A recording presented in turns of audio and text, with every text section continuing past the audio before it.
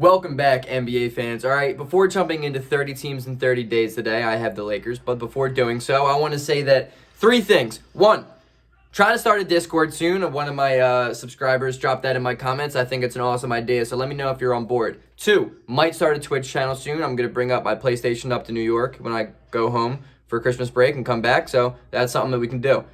Three, I really want to start a sports podcast soon. I don't want to do it by myself, so I'm going to probably throw out a feeler on Instagram. That may take a little bit more time, but I have the technology and the ability to do so right now. So if I get somebody that's interested, that's hardworking, that isn't afraid to just grind his ass off like me, then that's absolutely going to be something you guys can look forward to. So, now 30 teams in 30 days. If you're new to this series, let me explain it to you really quickly, all right? We're going to break down the team's draft, and we're going to grade it. We're going to do the exact same thing with the free agency period. I'm then going to talk about their roster, their rotation. I'm not going to talk about every single player on the team, so don't sue me. Then I'm going to say 3 questions that I have for the team in this upcoming season, and then I'm going to end it out with the overall grade to their offseason and an evaluation as to why. As I said earlier, today I have the Los Angeles Lakers, so let's get into it. But before doing so, let me drink a little sip out of the morning coffee, the morning sponsorship. Yeah, Melon Mania. That's how it's done.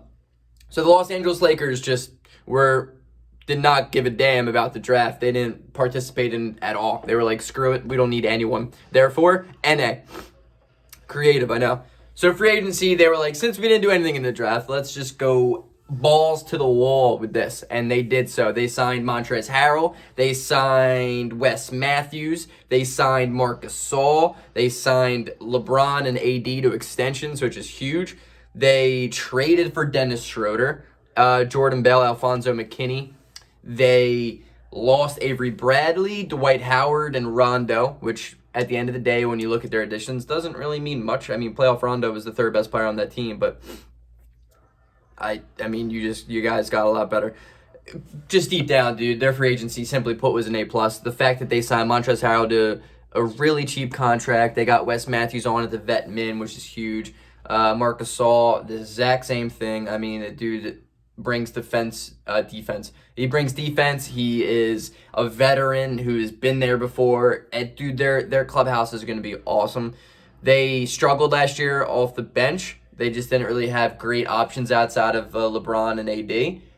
And they just fixed that with Montrezl Harrell and Dennis Schroeder, who were the top 2 scoring guys off a bench last year. So, I mean, somehow the rich get richer. I guess that's just America.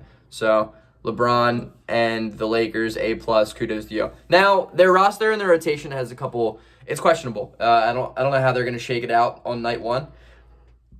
Excuse me. But my guess, if I had to put money on the starting 5 on night 1, I would have LeBron at the 1, Wes Matthews at the 2, Kentavious Caldwell-Pope or KCP at the 3, Anthony Davis at the 4, Marc Gasol at the 5. You could also possibly see Dennis Schroeder at the 1, KCP at the 2, LeBron at the 3, AD at the 4, and Gasol or Montrezl Harrell at the 5. I personally think I'm going to go with the first one. I don't see Montrezl Harrell starting at all, and a part of me really just doesn't see Dennis Schroeder starting either. So their bench would look like Dennis Schroeder, Kyle Kuzma, Montrezl Harrell, Markieff Morris, Alex Caruso. I would probably have Schroeder and Harrell as the 6 men. That'd be interesting if you see like 3 quarters through the season, it's like, oh, who's going to get 6th man of the year, and it's 2 guys on the same team. That would be freaking crazy.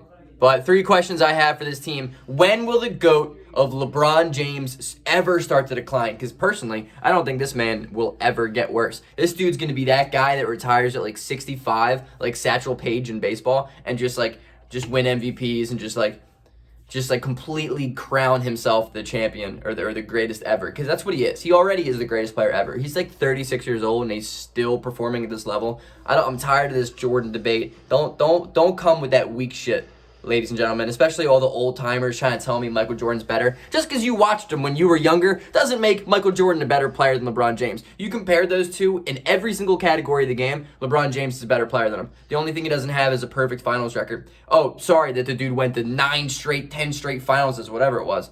God, what a terrible debate. What a terrible argument.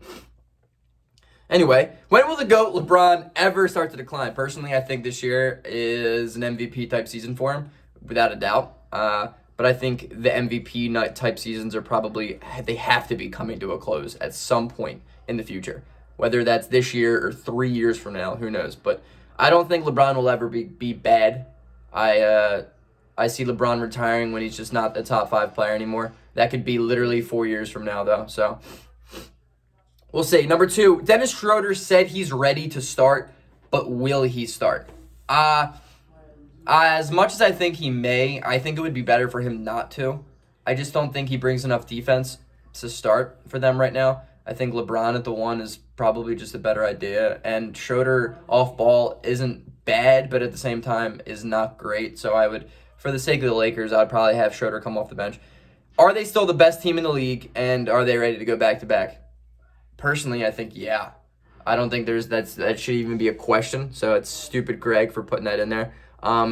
The rich get richer, dude. This team's better than they were last year. They're the reigning champs. But don't get me wrong, at the same time, a lot of other teams got a lot better, like contenders especially. So, I mean, it's interesting. It's going to be interesting. But personally, I think, barring any big-time injury, the Lakers are probably the safest bet to win a championship. I gave their overall offseason an A+.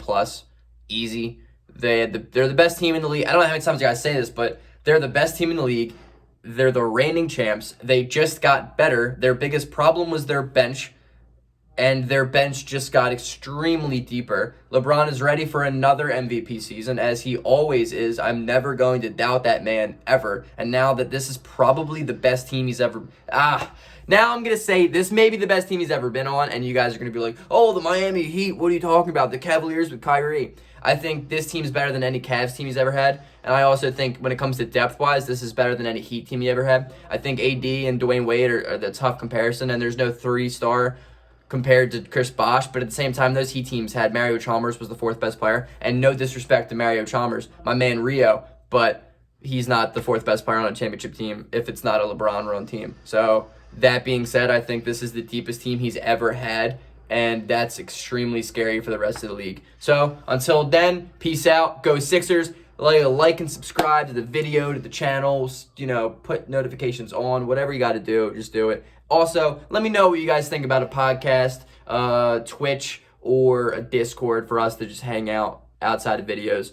Because you guys, you're dope in the comment section, so I'm sure you guys would be, sweet to talk about basketball with outside of these videos. Until next time, go Sixers.